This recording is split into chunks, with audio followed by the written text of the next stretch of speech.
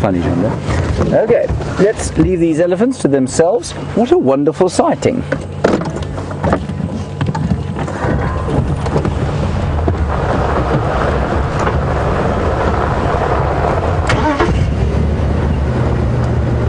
Now, as we drive away from these elephants, we've been watching them walking along the road. And Lara in Michigan, you want to know about their feet and how on earth they don't get cut up and destroyed by the thorns and the sticks. Lara, they have got the most astonishing calluses on the underside of their feet, probably about that fat, of kind of hard packed skin. So if you imagine, I'm sure you've all met people that don't ever wear shoes, and they get that callus on the underside of their feet. The elephants have the same thing, but it's about that thick, and so they do get thorns in their feet, and eventually they just kind of scrape off.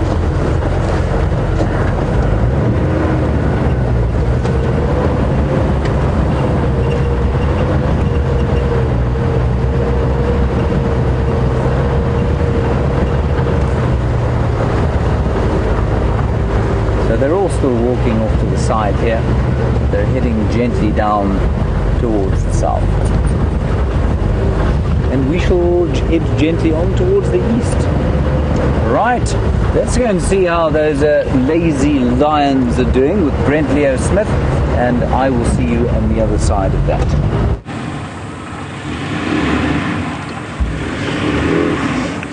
Welcome back, everyone. As you can see, there's an Inyala probably sneaking through the bush. The Inyala hasn't noticed the lions at all, and the lions certainly haven't noticed the Inyala. But there's a beautiful sky behind them, and even if the lions did notice the Inyala, I think it's a little bit too open here for them to actually have a chance, unless the Inyala literally walked on top of them.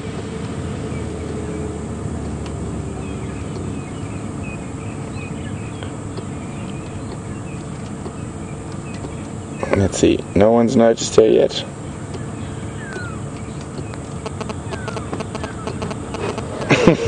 Not even a head raised. Definitely a lazy Sunday for the lions. They are quite hungry, so we're going to spend, I think, the rest of the sunset safari with them in case they get moving. Fingers crossed they don't head across the northern boundary, but rather head towards the Buffelshoek waterhole.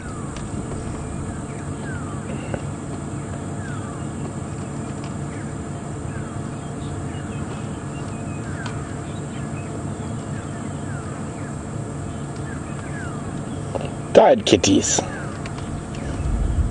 But as I said, they are hungry, and patience is the most important weapon in your arsenal when it comes to seeing really high action stuff with the big cats, and you just have to wait it out.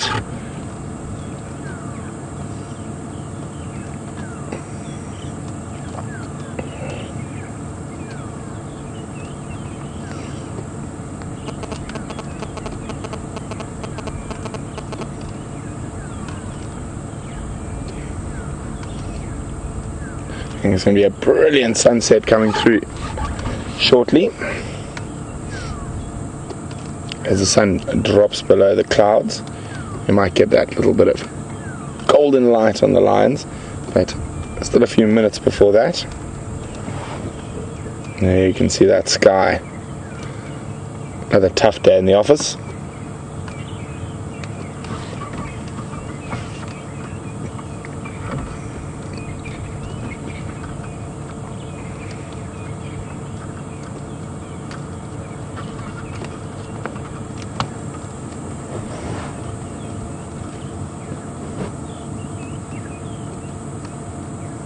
Ideally, we'd love a breeding herd to start ambling in and them hear a breeding herd of buffalo and them hear that brrr, brrr, brrr, and all the stampeding of hooves. I think that might wake them up.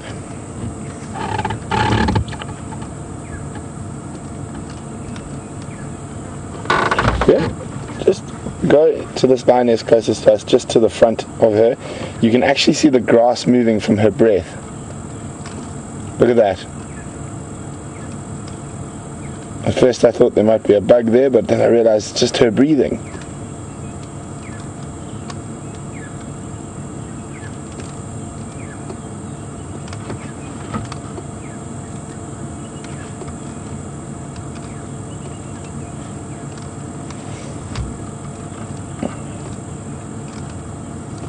We'll be a bit disappointed the breeze has died down. Even though the temperature has dropped, it is still quite warm. There we go, another piece of grass moving with a lion's breath. See how short and shallow her breathing is because of the heat.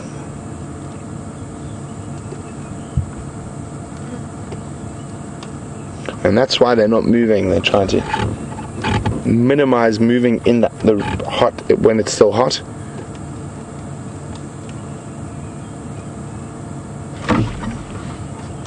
I'll put my binoculars back here. Go back. See, there's something in the tree there, yeah? Okay. Let's have a look what that is. I'm not sure what that is. Oh, there we go, thank you. There's something I just noticed, is very dark shape and it looks very abnormal in the tree. And there's a bird. It looks like a cuckoo, but a very fluffed up one.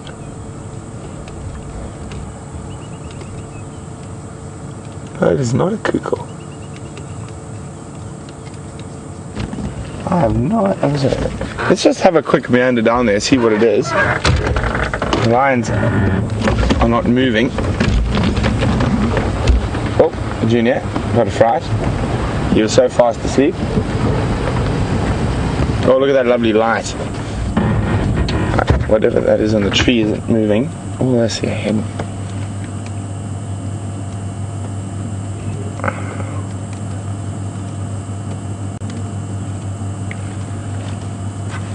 Look at that beautiful light on them.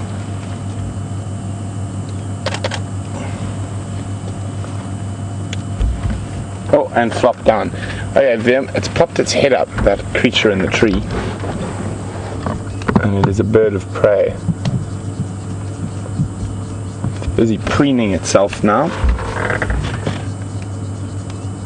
I'm not sure what it is yet. It's just quite difficult to see. When I sneak again a little bit closer.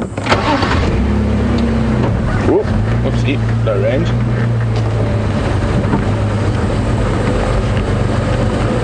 What a beautiful, beautiful summer's evening out here in the African bush. And it's incredible, we're bringing this to you live. Wherever you are in the world, you're joining myself and James and the rest of our crew on live African safaris. It's a pale morph Warburg's eagle. There we go. That's what the funny thing in the tree was. Very strange to see them sitting in thorny knob thorns like that.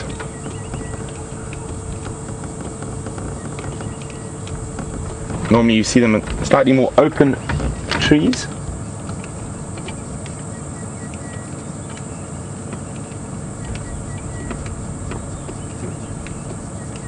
Hello, Warburgs. Okay, well, let the Warburgs preen away.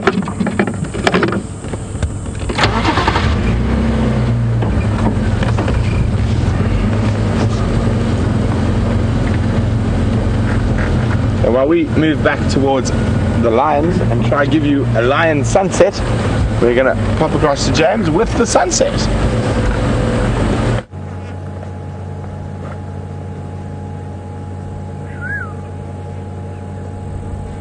Well, everybody, we just thought we'd stop here and show you a little bit of the sun. And the sun is obviously sinking, as the sun normally does at this time of the day. And I also found a little bush called a sandpaper bush, or Erita amina, locally used for tooth cleaning, because it is very rough. Now my pearly whites, of course, are, well, they're relatively white, I think, for... Johnny, you can have a look at that. What do you think? Not so good? Might need a checkup. Okay. I haven't been to the dentist for a while. Anyway, there are lots of things out here that people used to use to clean their teeth. And I remember listening to a history story once from a particularly poor history teacher at school. It's astonishing to me the number of bad history teachers I had at school, given how fascinated I am by history now. Anyway, this fellow was telling the story of Dingaan. Now, Dingaan was a notorious king of the Zulus. He came after Shaka. He murdered Shaka with a spear to the back through his hut wall one evening, and he was a corpulent, fat man, but all the stories made mention of the fact that he had these white teeth. And nobody else seemed to find this an odd thing, but, you know, we'd been told as young children to clean our teeth every day, or we'd end up with rotting, brown, mangled things that would eventually fall out of our gums. And I thought to myself, back in 1835, how on earth did Dingaan, king of the Zulus, keep his pearly whites so pearly white and straight? And the teacher gave me one decent answer. He said they did it with ash, and of course they did do it with ash, mainly with ash from the leadwood tree. Not many. That's the norththorn tree. No leadwoods around this particular area, but it makes a very white ash. And then they'd take a bush like that and use its abrasive surface to brush the teeth, but it was that ash. And all the way around here, so many of the local people that I've worked with, the Shangaan people, have got the most stunning teeth. And despite the fact that they've never visited a dentist in their lives before, they've got teeth that look pristine. Compared with some of the other people I know, I've used this term before, who could eat an apple through a tennis racket, as they say.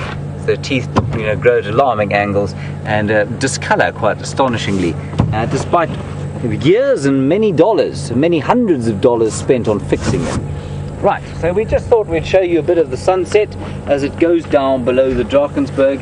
It is the most glorious ginger pink and orange colour at the moment. It'll go redder as it hits the clouds a bit later, but we'll keep an eye on it.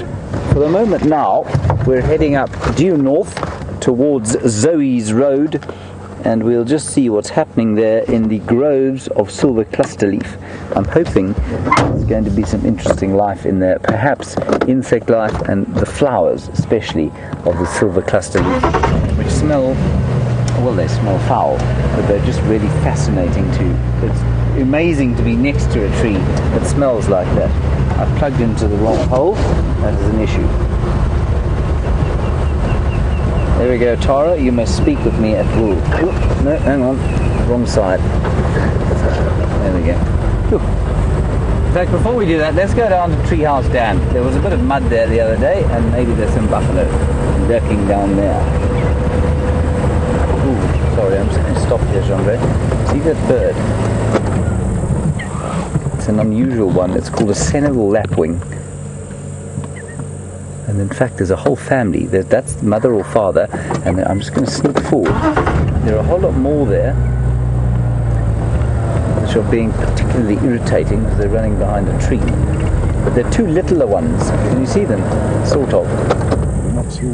Okay, there they go. They're two little. Yeah. They're very clever at doing that. Anyway. That's the Senegal lapwing, anybody. That movement behind the greenery of the tree is called a Senegal lapwing. That's a baby one. I think we're probably into the law. Oh, there we go. That's mum or dad with son or daughter. And in the distance you can hear the red-crested Kohan. As Hiker very kindly told us yesterday, Shikolokolo in Shangaan is the red-crested Kohan. Right, to Treehouse Dam and beyond.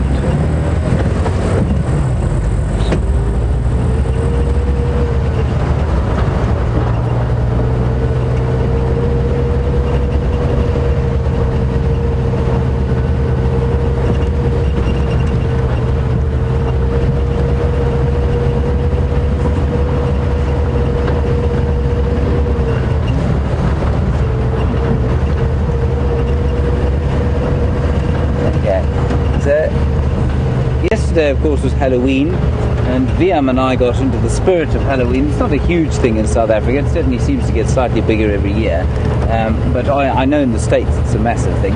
And I dressed myself up as a gwarry bush. Very imaginatively, I taped some gwarry bush to my head, and B. Wilson, you want to know if in fact, the elephants would have come closer to me had I been disguised as a Gwari bush. No, B. Wilson, I think they probably would have chuckled to themselves and said, "What an idiot," and then headed off into the bush. They don't actually eat Gwari. I've never seen an elephant eating Gwari bush, so it was a particularly good choice on my part to keep the elephants from trying to steal it.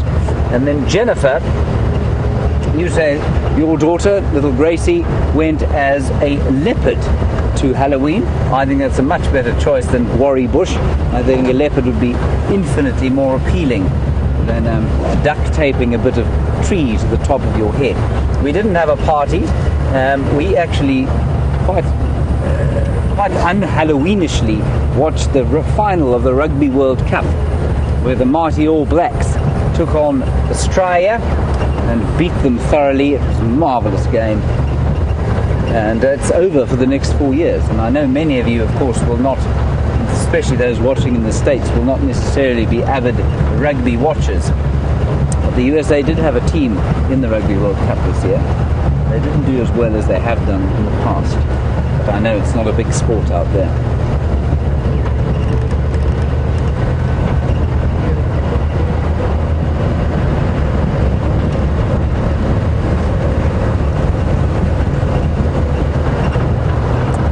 Now we're going to be very sensitive about the next answer that I give here. Becky in Texas. You want to know, do leopards live beyond the age at which they can breed, and is there an age beyond which they cannot breed, and is Karula getting to that age? Now, I suggested once that Karula was a getting on, I think was the term that I used. This provoked a storm of protest on Twitter, so I had to back off quite quickly. She's not, I suppose I was being slightly unfair. She's not getting old, at least she's not getting on. She's 13 I would say is getting old. 14 is pretty old, 15 is old, and anything beyond that's bonus. But Becky, what's interesting is that they will be able to breed almost until their last year of birth, at least of life. They don't go into kind of a menopause or anything like that. So they will be able to give birth pretty much until they die. I don't think 11 is anything to worry about in terms of breeding. I think that, especially given the lack of success with Shadow, possibly the problem is Tingana and not the two ladies that he's been consorting with. Mvula, it's just around here. That's what we want. Tingana's a magnificent specimen, but Mvula has certainly had some success with Karula before. So we'll just head down to Treehouse Dam here, it's not too far.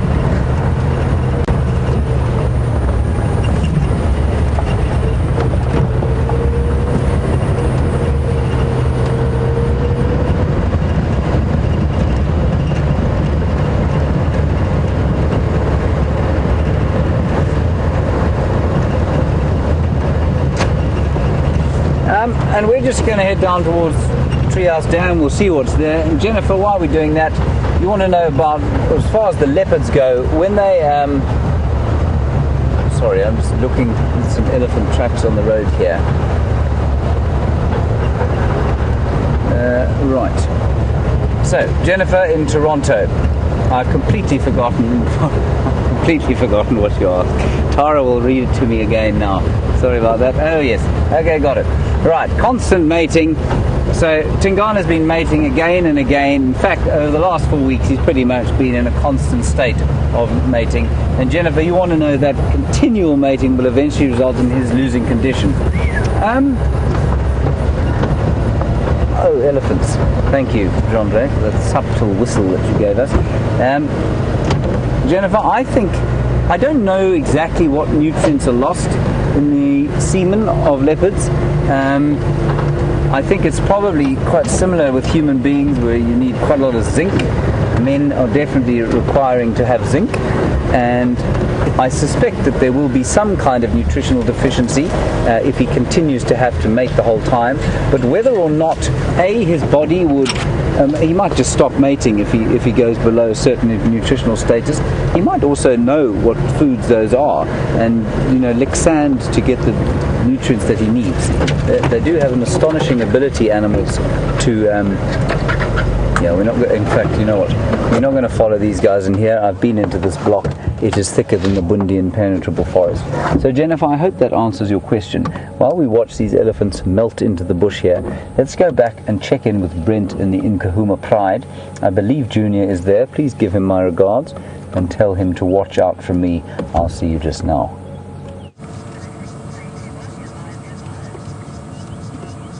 Look at that magnificent African sun. We say African sun, it's the exact same sun that we all share all over the world, but for some reason just seems to be a little bit more beautiful in Africa, especially when there's a sleeping Nkuhuma Pride beneath it. As you can see, they have not moved, but I think it's worth hanging around. It is getting to the time of the day where they might think about moving.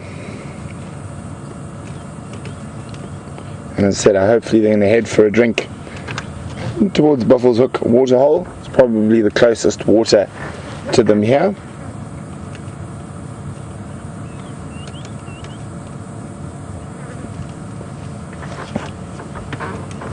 Lots of flies still bothering them.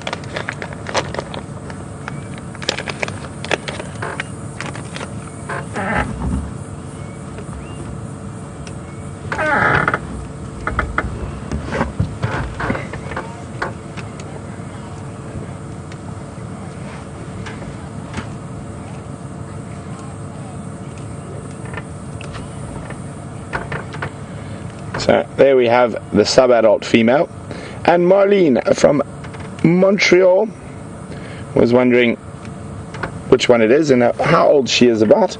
She's probably about just over 2 years old now. So getting into that safe zone that the Birminghams might not try kill her.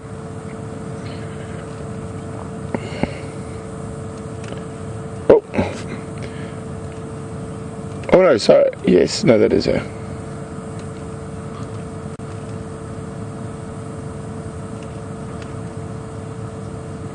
But one of the funny things, we find all sorts of stuff out in the bush, and Liam and I have found some dung. We're going to give you a quick look, and then we're going to go across to James, but see if you can figure out what dung this is on the dashboard. And remember, send your answers through to #SafariLive on Twitter or questions@WildEarthTV. But now over to James and some elephants. Elephants, elephants, elephants all over the place today. We're at Treehouse Dam, and these elephants have been taking advantage of the little bit of mud that there is here. Tiny bit of mud, only as a result of that rain that we had. You can see they're covered in bits of mud all over the tusks. And there's one more still sitting around the mud. She's just finished. There she is, scratching her foot on a rock. They're talking to each other now. I'm sure you heard that.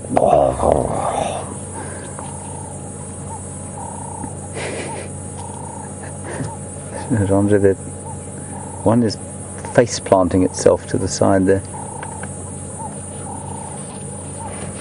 Sorry, I think trying to dig a whole lot of mud, or dig some sand out to throw on himself. We can try and, shall I sneak forward? I'll just try and gently sneak forward.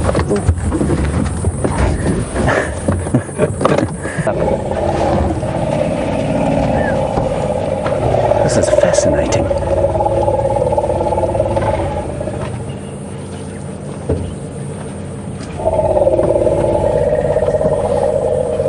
What on earth is going on? They're all urinating in the same place, or 2 or 3 of them are.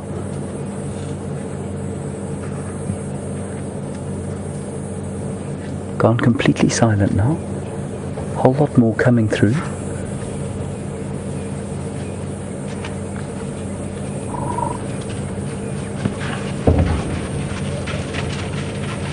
This is bizarre. I don't know what's going on here.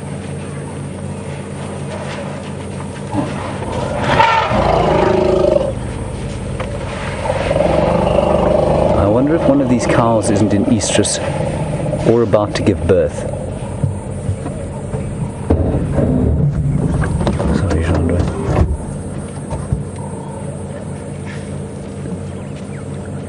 No, it can't be about to give birth. They both seem to be suckling already. And the big one to the left-hand side doesn't look pregnant to me. They all kind of urinated on the same place. They're grumbling at each other constantly now.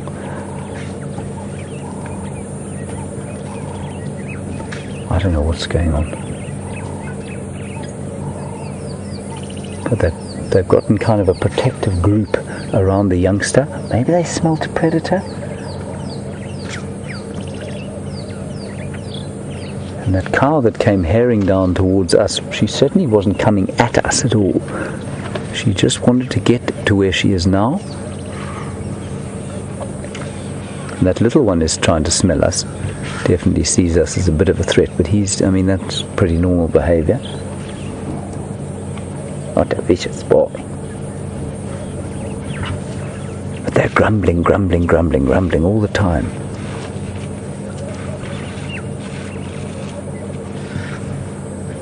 Right, there's the one moving off. There's the one that came herring through the bush at us. Chandra, what about nipping onto the damn wall? Should we do that? Get a view of them all? Does that work for you? The sun as well. Just watch them back there. How I managed to park myself in the only fallen tree here.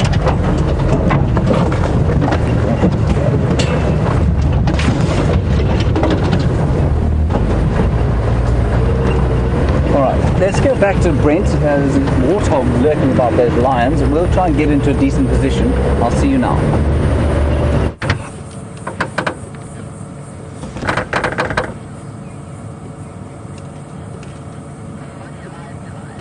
So, while you were away, a warthog, Tara in FC's favourite animal, came within an inch of its life.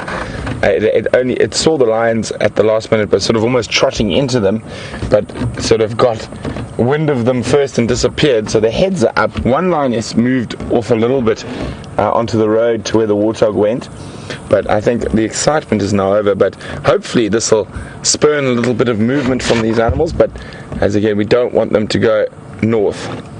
Oh, it looks like she might come back towards the others.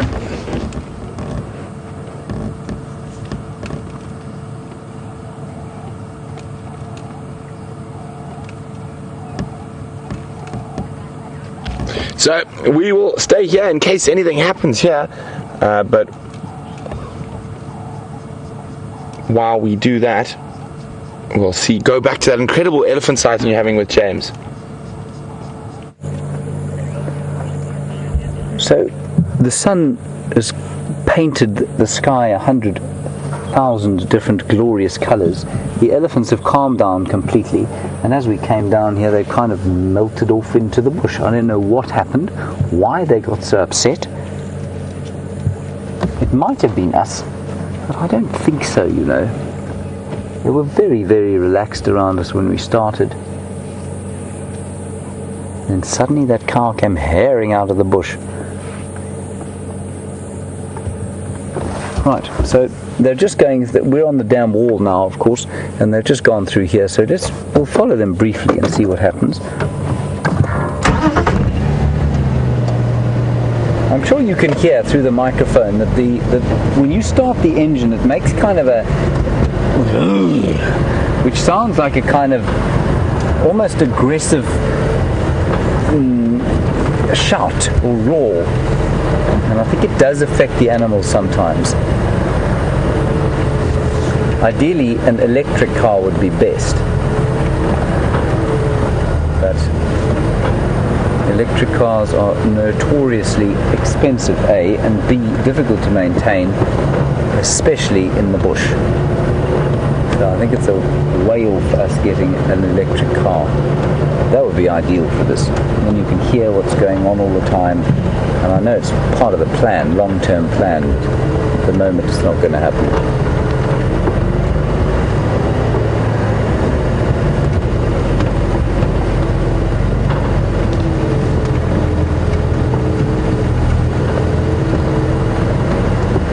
Hello, Winston in Madison, Wisconsin. Good to have you with us.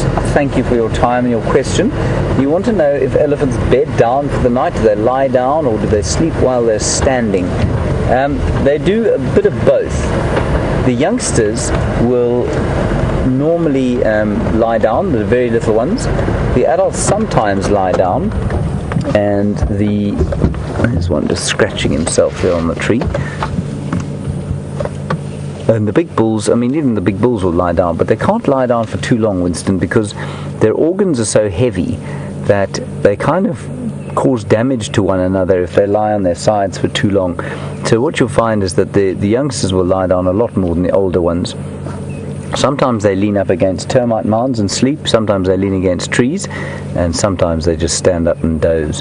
And I think, if I'm not mistaken, a big bull doesn't need more than sort of 3 or 4 hours of sleep a day. Apparently the bigger you are as a mammal, the less you need to sleep.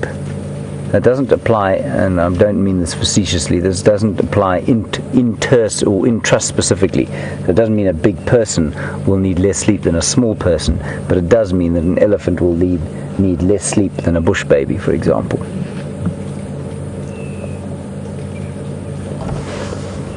Go a little bit forward there, Andre, you might get a better look at him. Other side. Now hopefully those Nkuhumas will start to do something useful as it gets a bit darker.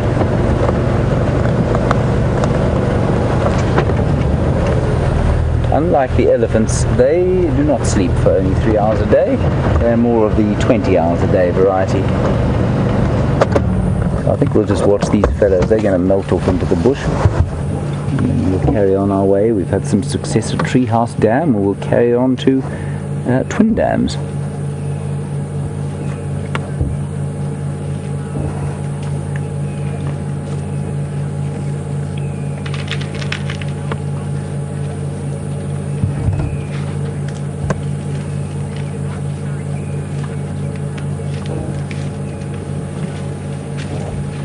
Now we have seen a lot of elephants today, and Rocky Knight, you say maybe the number of elephants is making them defensive. No, I don't think that's the case, Rocky Knight. They don't, in times like this when it's dry, the elephants will just form bigger herds. They're not territorial at all, so they won't be threatened by the presence of other elephants, except if there's a musk bull around. A musk bull who's trying to mate with some of the females and causing trouble in that way will definitely provoke a reaction like the one we saw. And then, Halal Bonnie, you say maybe they smelt something like a hyena. I think that's possible. I don't think a hyena would necessarily have made them afraid, though, given the size of the adults in the herd. So I don't really think that's what it was. It's possible that they smelt some kind of predator. I find that urinating that they did very strange, though. So what elephants do, I suspect one of them's come into estrus, perhaps, and that's why they're getting excited about it. That urinating is indicative, I think, of estrus. I also think that they get very excited about it if the elephants are giving birth or if they're about to mate. The rest of the herd finds it an extremely exciting kind of affair, and they don't leave the mating pair or the birthing mother to themselves at all. They generally hang around and get very excited. So I wonder if that's not what it was. It may well have been us, of course, but that elephant who came charging, and maybe she felt the herd was threatened and she was going to go and stand with them in the face of the threat that we presented. But she didn't really look at us that much. So I don't know. Could be any of those things. Alright, another herd is melting into the greenery beyond, and we'll head off to Twin Dams and see what we can find there.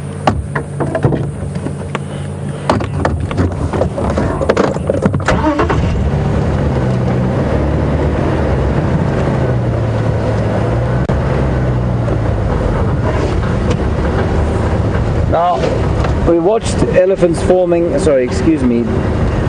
adopting a slightly strange posture.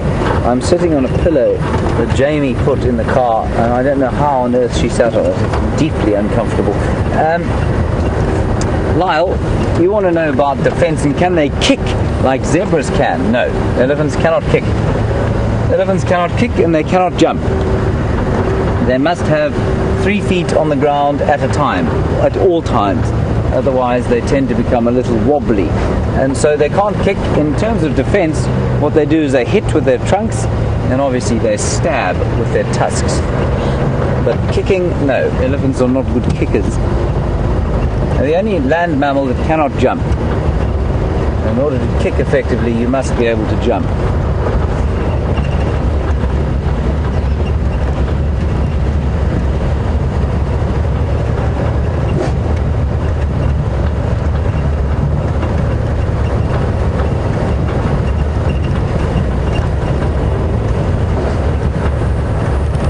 And just sort of on the lines of the sleeping, Melissa, you say that in Amboseli, which is in Kenya, that the researchers there have confirmed that big elephants will in fact sleep for about 4 hours of the night, sometimes lying down. So thank you very much for that, Melissa. I'm glad I wasn't completely off the mark. Sometimes I am completely off the mark, but thank you for that very much.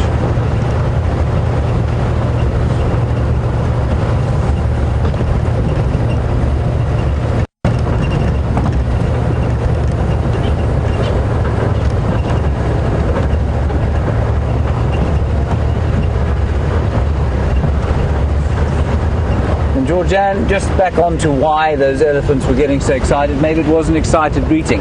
I think yes, maybe. There was certainly a lot of rumbling. The thing is, though, that they were standing in that defensive formation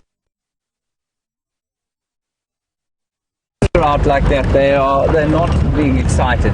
When they're excited, they do stick their tails out and they kind of shake their heads together, but they don't pick their heads up and lift their ears out.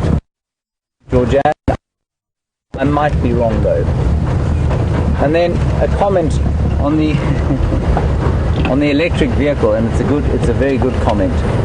I'm just going to get past these impalas.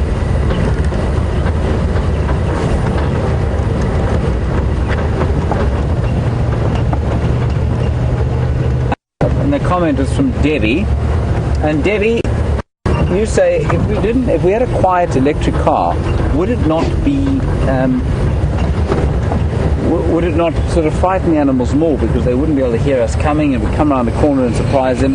That would definitely be something we'd have to be aware of, Debbie. But because we could hear so much better, we would know more accurately where animals were. But yes, it's a valid thought, and you'd have to be much more like you were on foot. Look at that chap looking at us out of the bush there. Just before we hand you back to Brent and the Nkuhuma Pride, if you're on foot and you see that looking at you out of the bush, you stop and go the other way. Isn't that lovely? Beautiful big buffalo bull. So in an electric vehicle, yes, he may not have heard us coming as soon as he did. But they will react to our voices. You know, and the amount that Brent and I waffle on at you, it's quite possible that all the animals would know we were coming. They'd know us by our voices. That would make a pretty good meal for the Nkuhuma Pride. So let's go back and ask them if they would like to come down here and eat this buffalo.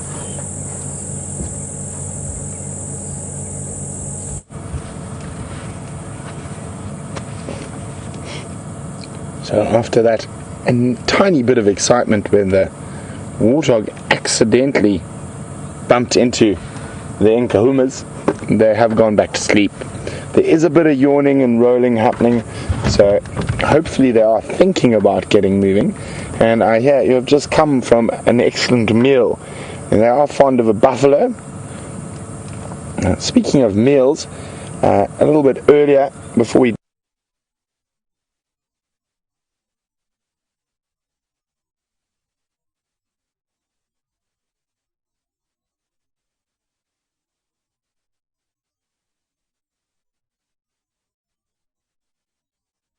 thought we'd stop here and show you a little bit of the sun. And the sun is obviously sinking, as the sun normally does at this time of the day. And I also found a little bush called a sandpaper bush, or Arita amina, locally used for tooth cleaning, because it is very rough. Now my pearly whites, of course, are, well, they're relatively white, I think, for Jean, you can have a look at that. What do you think? Not so good. Might need a checkup. Okay. I haven't been to the dentist for a while. Anyway, there are lots of things out here. Possibly. But I believe that visual markers, visual communication. Yeah. See, she definitely looks like she might be stalking. But stalking where we can't go, unfortunately. They're splitting now, the front lionesses.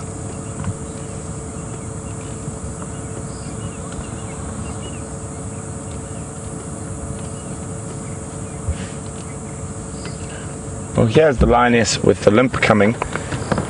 You can see it's much better already compared to a few days ago. And just remember, it's always quite a lot more stiff when she first starts moving.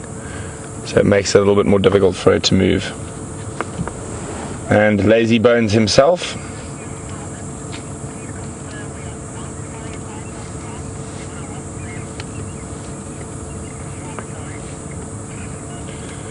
So, guys, the potential of these lions doing something interesting now and maybe looping back towards the Buffelshoek waterhole, if they don't find him there, is quite high.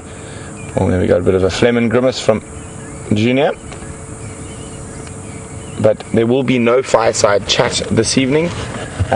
We'll try to stay with the lions as long as possible.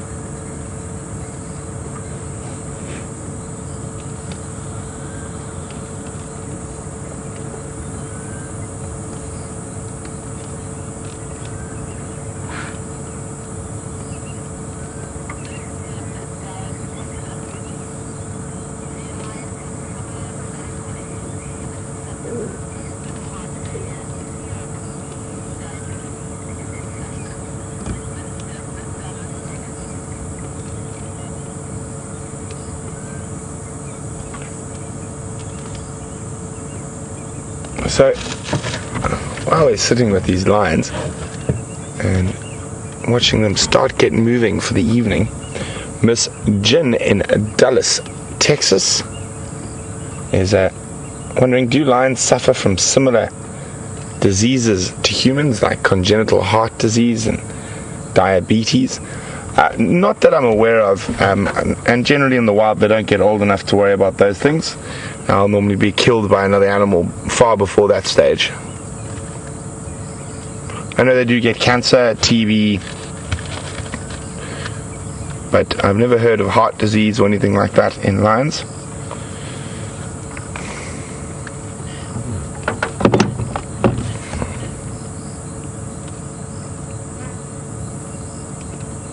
And it looks like they are turning to the east a little bit, which is good news. We're going to try keep parallel to them on our boundary. And I am hoping they're going to loop down towards the Buffelshoek waterhole. They're not too far from there now.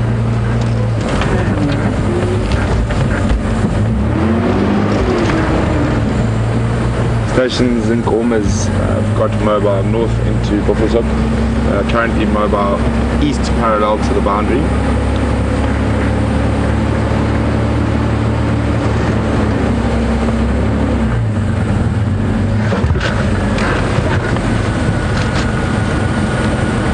The only station here.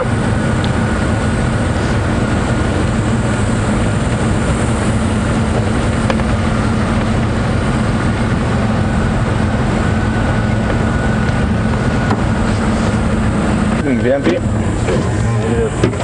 think I just saw one moving there. There we go. Slightly to the left of screen. To the left, a little bit. A little bit more. Stop. Behind that tree in center screen now. You can just see an ear. See there, Vim? There we go. You can see the black back of the ears there. And there you can see how well that following mechanism works. I mean, I could spot that, and we're probably 80, 90 meters from them. Looks, there's another one to the right as well. just see the movement in the slightly light colour there.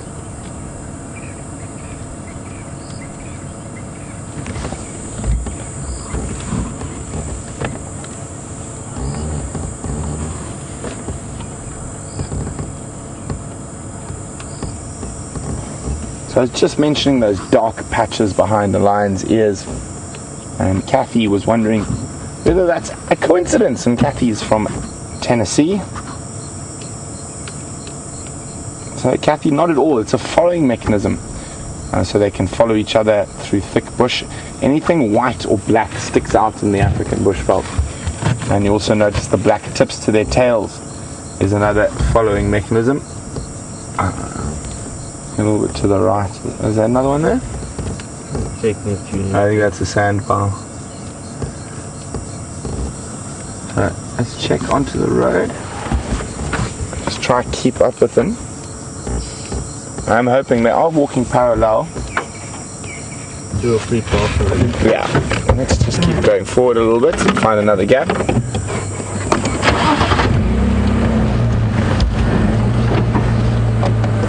Got to tell Taxon what's going on quickly. Taxon Nkuhuma's mobile from the last position they crossed into Buffalo's Hook, now mobile east parallel to the boundary, but probably about 100 meters or so into Buffalo's Hook.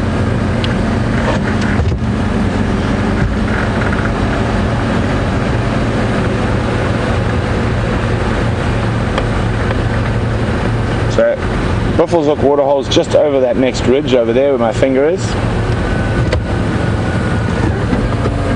Gap. See, I might just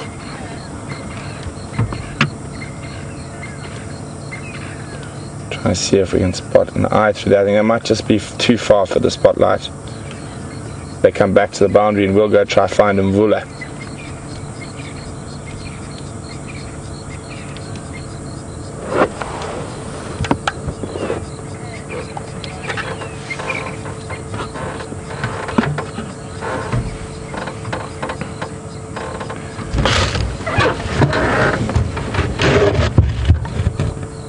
So we've just seen this incredibly beautiful Nkuhuma Pride, and Jessica, who's a new viewer, so welcome to Safari Live, Jessica. It wants to know whether those lionesses were the mates of that single male lion, and do lions have multiple sort of mates at the same time? That male lion is actually the son of one of those lionesses, and they are actually pride male-less at the moment. They're old males who were in charge of the area they inhabit have been pushed out by new young males who they're still avoiding at the moment. So I just need to tell Johan what's coming up, who's coming up here, where those lions exactly last were. I think they might just be on this little road that's behind us here.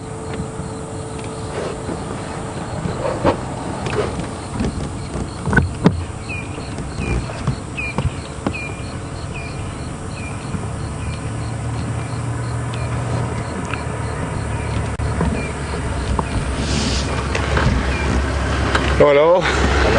How's it? Nice to see you, Anne. Likewise.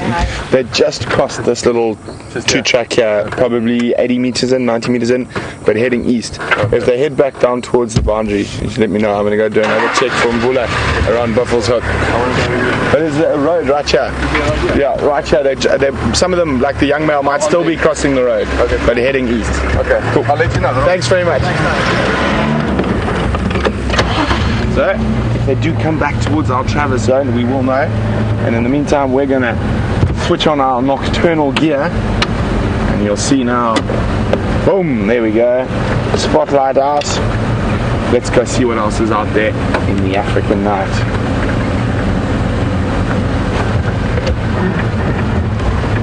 I haven't visited the bush baby nest for a while, so maybe that's on the way to Buffalo's Hook.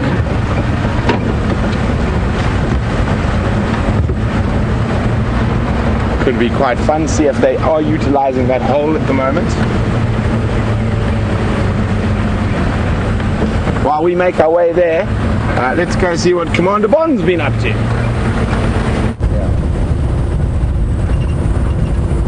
So we're driving up the Cheetah Cut Line now, heading towards Buffalo's Hook Dam, And I think Brent is probably going to come from those lions, recalcitrant lions, heading into Buffelshoek, which is very unkind of them. He's probably going to come around to this area too. And with any luck, we'll see Mvula. I just couldn't resist the temptation to come into the area because I do so desperately want to see him. I haven't seen him for a long time. Tingana's not performing. It'd be nice to encourage Mvula to head a little bit further west and see if he can't find Karula. Now, we had a question from Dallas, Texas, apparently about diabetes and congenital heart problems in lions. I don't know a huge amount about it, but to say the following. A lot of our human diseases, like diabetes, type 2 diabetes, are caused by our Western diets. Mainly the consumption of refined carbohydrates and sugars. They tend to cause type 2 diabetes, which in turn create enormous problems for the heart. Now, there's some controversial medical stuff going on at the moment where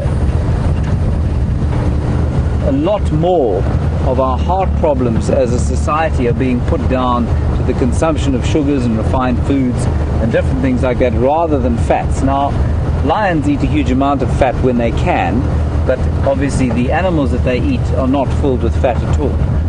They get a little bit of fat from the bone marrow, a little bit from the offal, from the organs, but in this time of the year, just after the winter, there'll be very little fat on the animals at all.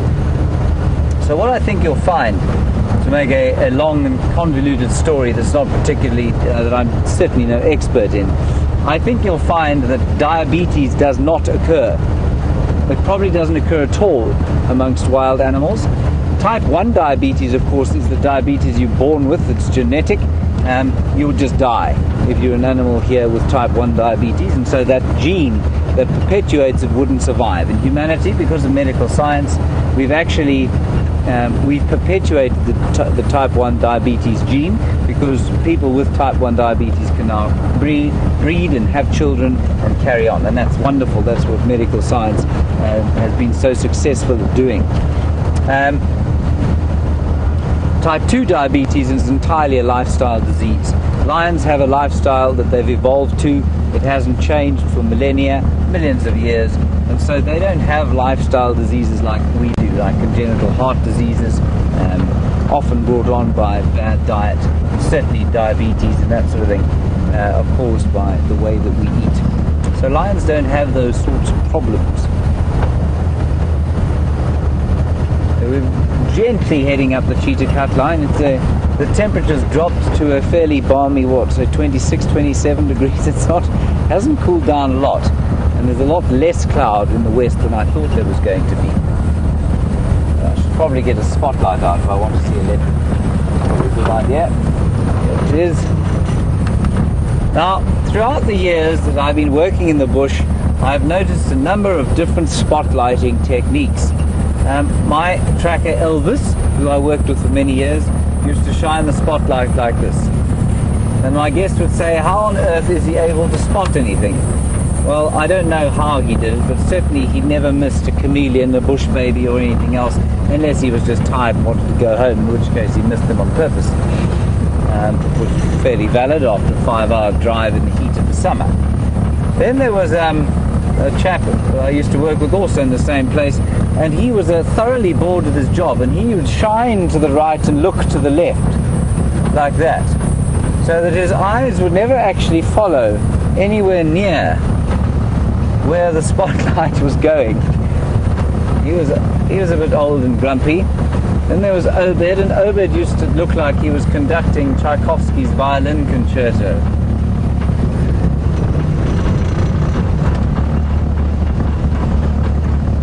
And the most recent spotlighting technique I've learned, of course, is from the great Jamie Patterson, and it's an interesting one. It's this.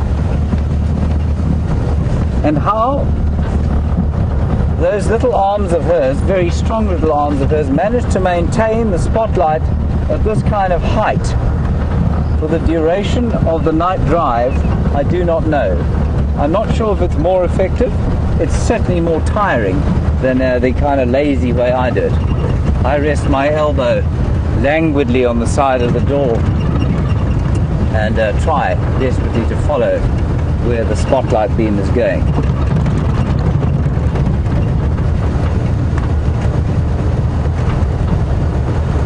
So we're not too far from Buffelshoek Dam now. We'll drive around that airway. I think Brent is there having a look now.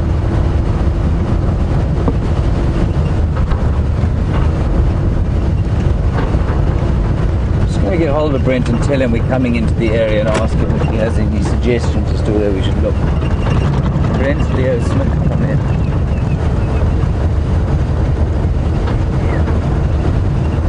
Brent, I'm coming hopefully to give you a hand. Is there anywhere you'd like me to look in this area? I'm on Cheetah Line.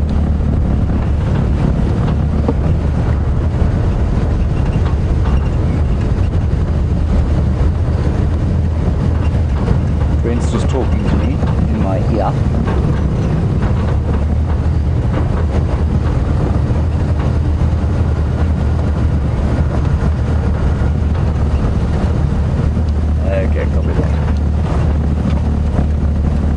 So he was just suggesting that we various places to look for Mbula.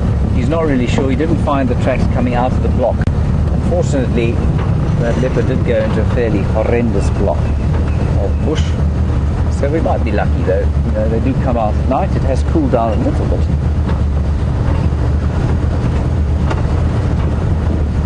Now the far northeastern corner of Djuma, and possibly in the dim distance in the west there you can see the lights of Acornhoek and Hoedspruit nestled at the base of the mountains.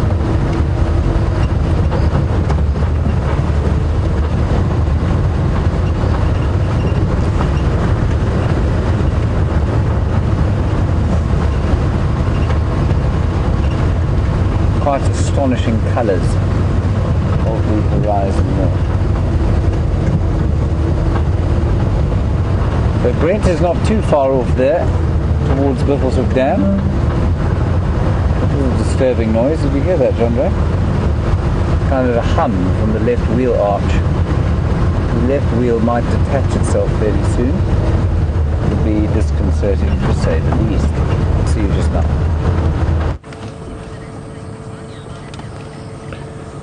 There we go. So as we've been approaching one of the little tracks that lead up to the Buffelshoek waterhole, we noticed this giant of the African avifauna, marabou stork, the old man or the undertaker of the bush, sitting atop a dead knobthorn. And we just decided, you can see they're in their breeding plumage at the moment, which obviously we're not going to see in this light, but bright red on their faces and on their necks.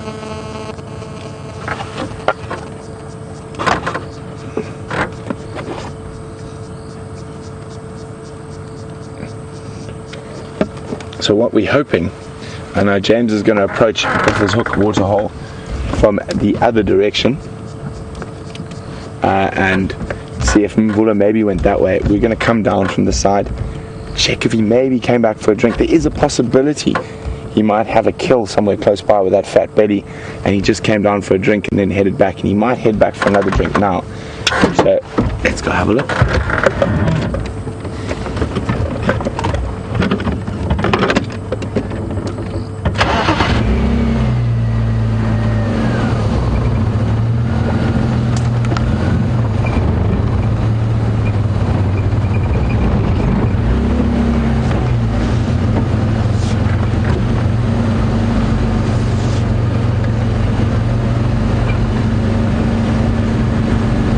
So we were fortunate enough to be able to show you that huge hammerkorp nest earlier on today's safari, and Heidi was wondering, is that just for one pair? It is, Heidi. Isn't that incredible? They build this monster double-decker mansion for just two little birds and their offspring.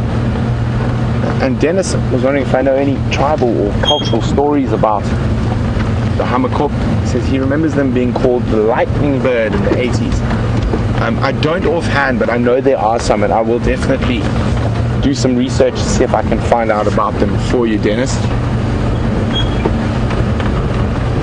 So another nice thing about the summer months as we move through is always keep an eye out for chameleons, and sometimes you even get lucky enough to find snakes sleeping up on the peripheries of the trees.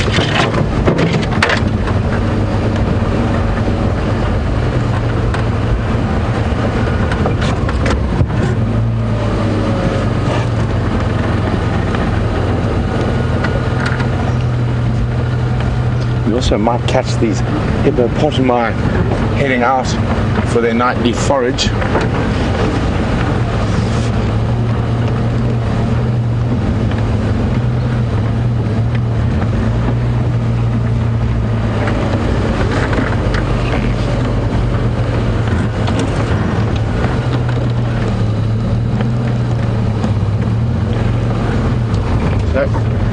I've been very fortunate enough to travel all around Africa, and Clancy from Ohio is wondering if I've ever been lucky enough to see the wild horses of the Spaargebied in, oh hello Ebo, in Namibia.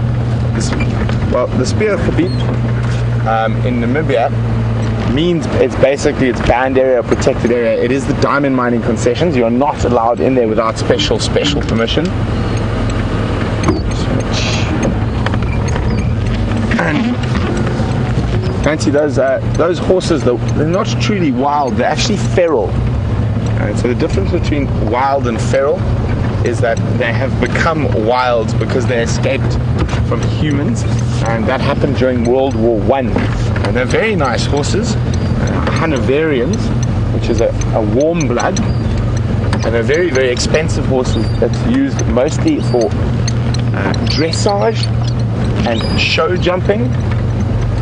Just want to see if we can have a look up that other little thing in case the leopard's there. No such luck.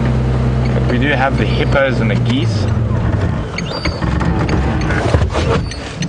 But apparently those horses are actually quite a bone of contention for the Namibian government at the moment. They are actually, as far as I know, planning to destroy them, actually affecting that environment. And those desert environments, where they're very specially adapted animals, something like a horse could put quite a lot of pressure on the indigenous fauna that are there. So I'm not sure what is happening. You see the younger one being leant upon. Hang on, you can hear something coming through the...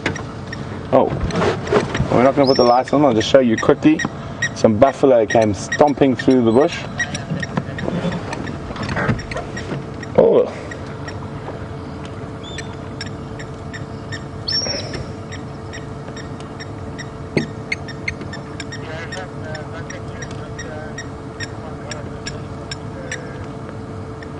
It's also very important that this... Oh, I just thought, what have we got there? Oh, zoom in on that there, please, for me, Jim. If I think it is what I think it is too. Guys, this should be a really nice new bird species for our birders.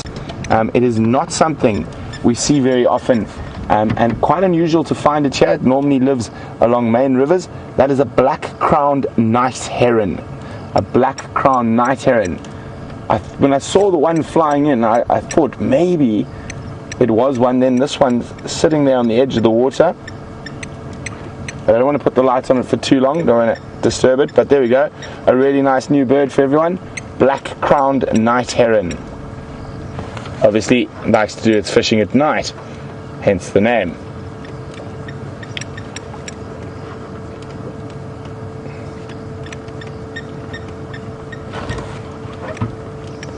Sure, those hippos are really stuck in the mud there, and I think that mud is just really soft and they're able to force their way through it.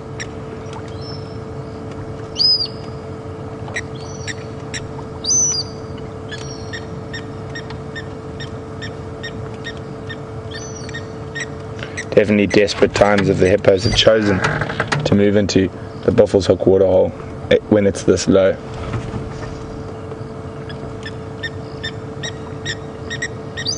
You can see the scars on that female there.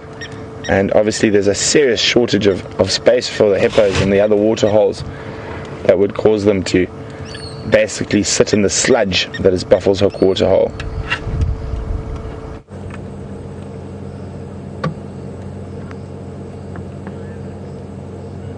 Everybody, that, if I'm not very much mistaken, is a Mozambican spitting cobra.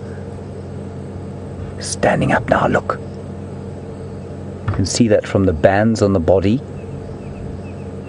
Common snake around here. Find them in our homes quite a lot. Beautiful big snake. And they have what's called, they're a unique snake, and they've got neuro and cytotoxic venom. So they spit and very accurately into the eyes. There we go. You might see him better like that. How's that, Chandra? Is that better? Just watch your head. Okay. And then also neurotoxic venom for paralyzing their prey. Oh, he's disappearing off into the bush. Beautifully spotted. Well done, Chandra. There he goes. Still got him there. Silent. Looking for little gerbils, unsuspecting small chameleons maybe.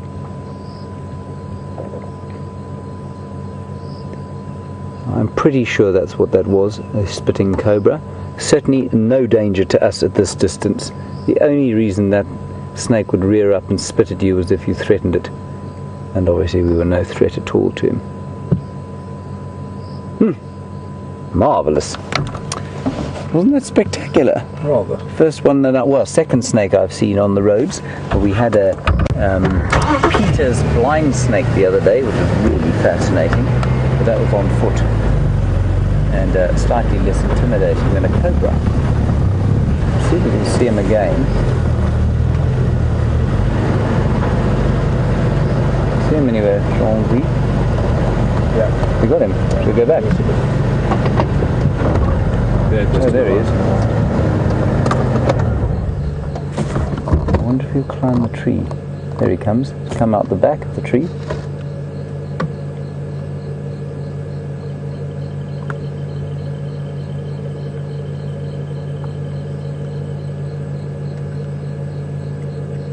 He's wondering why it's suddenly daytime again.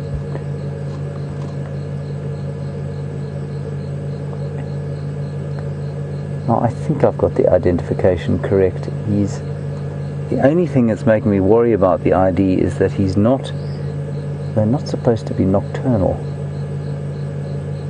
Maybe it's a snouted cobra. Pretty sure it's a cobra though. Look at the movement. I mean, the movement is just amazing. He's also too banded now. He's too banded to be a spitting cobra. I'll find out what he is. My herpetology is a little bit rusty at the moment. Let's go back a bit. That's turning.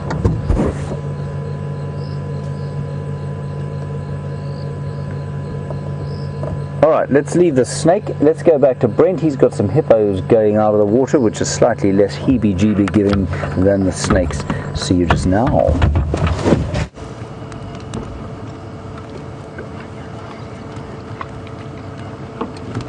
There we go, the hippos are on their way out the water. You can see that female there, she's actually got quite a limp. The tiny baby, well not that tiny, but the young one, is out in front of her. Hopefully it turns to the side and we'll be able to see it. But we'll just focus on the one coming out now quickly. And you can actually see the mud on their bodies. I mean, literally, the Buffalo's Hook waterhole now is sludge rather than water. It looks like a little sub-adult there. Not fully grown yet.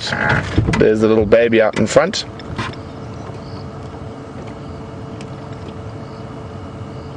So the Afrikaans name for a hippopotamus is a seerkoei, and Afrikaans is Wurm's native language. A seerkoei, basically a sea cow. So when the first Dutch explorers and colonists came to Africa, most of the lagoons that ran into the ocean were full of hippos. Now, very few lagoons in South Africa have hippos, but Lake St. Lucia is probably the best and biggest of them. But where I was based in Gabon in Central Africa, the hippos used to actually move between the lagoons via the ocean. So we used to see hippos in the waves occasionally while I was there. Incredible.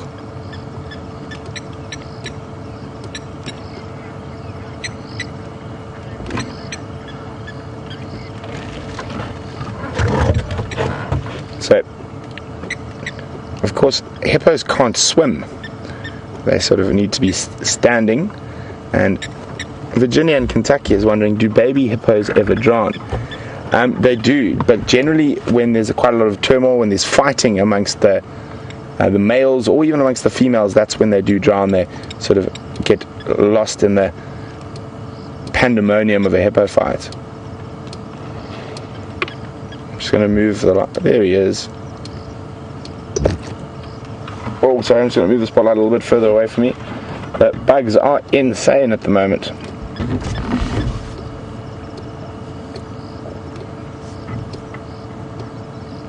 Watch out, guys, there's lions just up the road. And I think they're coming here.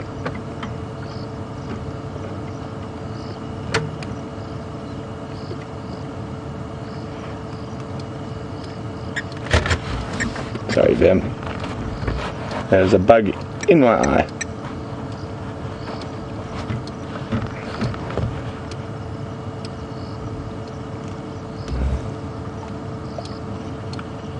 So hippos can move up to 30 kilometers away from the water to graze at night.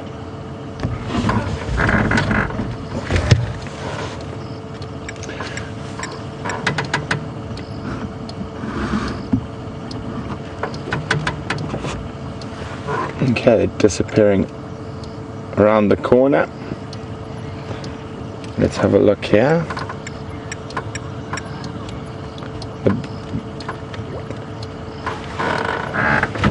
The big bull is still on his way, and I agree with you wholeheartedly. Vicky from New Mexico says, what a day, Mvula and Junior. And on top of that, Vicky, Karula and Tingana mating. It looks like you can almost see, look at that mud bubble around him.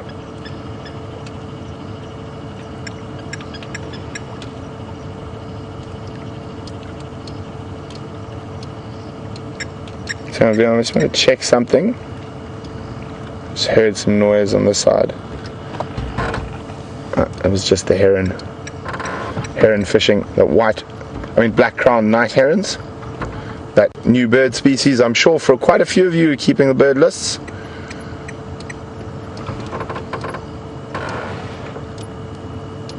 Awesome bird. And let's have a look, is that hippo? No, he doesn't look like he's quite ready to go out. But there we might get a better view of the heron, utilizing our light to fish.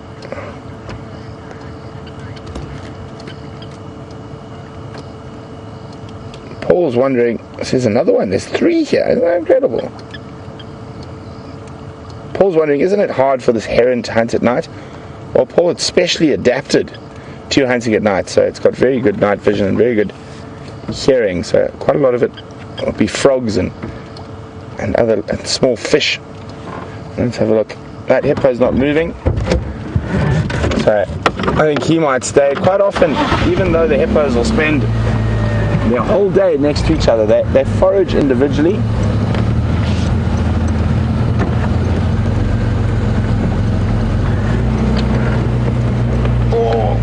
Let's throw our dice one last time for Mr. Mvula.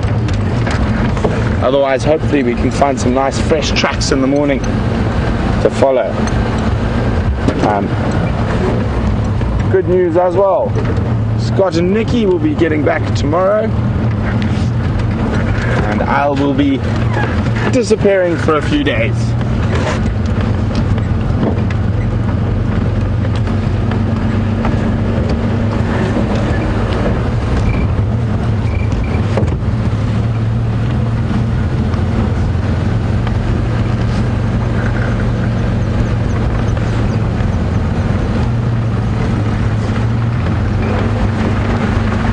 While we throw the dice for Mvula one last time this evening, we've got a couple of questions pertaining to Mvula's scat that nearly made me become violently ill while live. VM was chuckling much better while my eyes were watering while collecting that scat. So Bob and Debbie and Wendy all have questions on that, and I'd like to know how wide is this sort of paternity study going on, and how long till we get results. So it is across the whole Sabi Sands, and I'm getting an updated list of all the scats that have been collected so far. And so we don't collect scat twice, because it's not the most pleasant experience collecting any carnivore scat.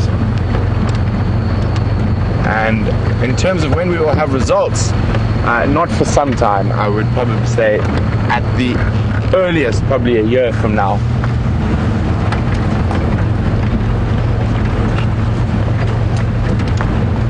So I went and checked one of the little bush baby dens that we know about. Unfortunately, they're not utilizing that den at the moment. So you never know, we might find another one on the way home this evening. And I also just want to check the last little check around here.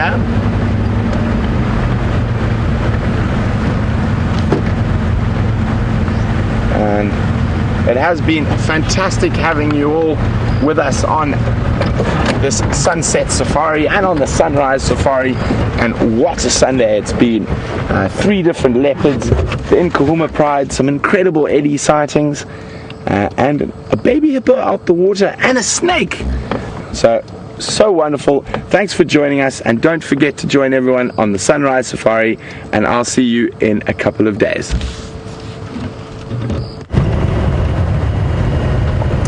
Right, we have left we kind of left the area where Mvula we thought he might be found, taking a bit of a chance, coming a little bit further east towards Hyena Road that goes up there towards the Buffelshoek cut line, and this certainly used to be a traditional haunt for Mvula before he decided that the southern reaches of the Sabi Sands, or the northern Sabi Sands, were a better place for him to be.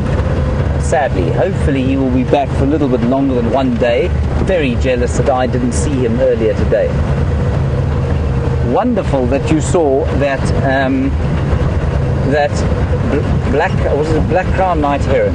I think I've seen one at Buffelshoek Dam. The other day we had that incredible sighting of wild dogs with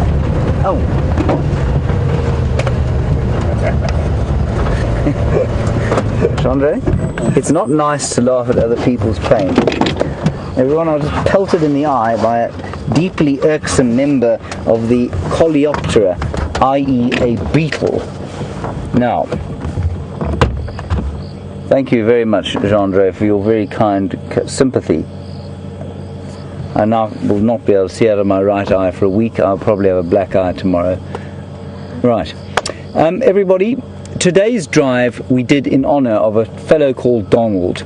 And Donald unfortunately passed away at age just 36 very recently. He loved Safari Live, and his mother Deb from Connecticut is a dedicated Zoomie.